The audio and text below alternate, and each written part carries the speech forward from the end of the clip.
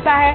अब ये अटकलों को खुद खारिज किया है मदन राठौड़ ने, सुनिए। अध्यक्ष जी नमस्कार, मैंने कहा नमस्कार, फिर कहा मैं राजकुमार रोत हो, मैंने कहा नमस्कार, बस इससे ज्यादा कोई बात नहीं है।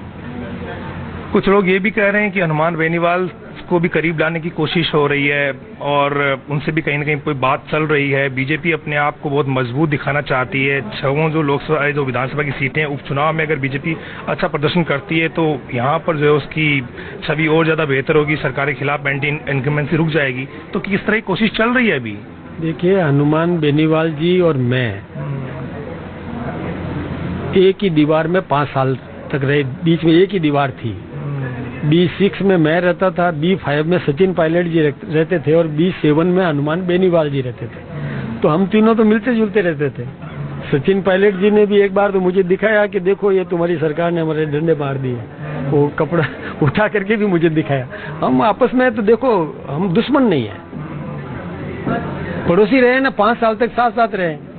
मैं बता रहा हूँ ना, B5 में सचिन पायलट जी रहते थे जालूपुरा में, B6 में मैं रहता था और B7 में हनुमान बेनीवाल जी रहते थे।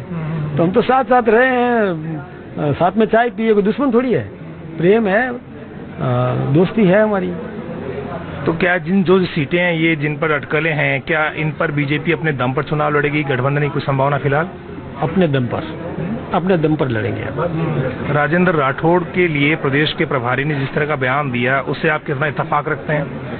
राजेंद्र जी हमारे वरिष्ठ नेता हैं और हमारे अभिन्न मित्र हैं, मेरे भाई जैसे हैं, मेरे बड़े भाई, मैं उनको मानता हूँ। कभी हम उनका अपमान करने की सपने में भी नहीं सोच सकते और वो भी कभी नहीं सोच सकते। हम दोनों राजेंद्र जी राठौड़ हमारे वरिष्ठ नेता हैं, वो हमारे। राजपूत समाज के कार्यक्रम में एक नेता ने कहा कि एरे गिरे नत्थु खेरों को राज्यसभा भिजवा दिया गया, लेकिन राजेंद्र राठौड़ जैसे कद्दावर नेता को पार्टी ने भुला दिया। आप क्या कहेंगे? तो उनके छोटे भाई को भेज दिया ना, मदन राठौड़ को, राज्यसभा में। सत्ता और संगठन में जिस तरह का तालमेल होना चाहिए उसको लेकर किस तरह की कोशिश आप कर रहे हैं? कार्यकर्ताओं की नाराजगी कहीं कहीं दिखाई पड़ती है, एमएलए भी नाराज हो रहे हैं कि ट्रांसफर नहीं हो रहे हैं, सरकार में सुनवाई कम हो रही है उनकी। अब सवाल बहुत हो गए आपके।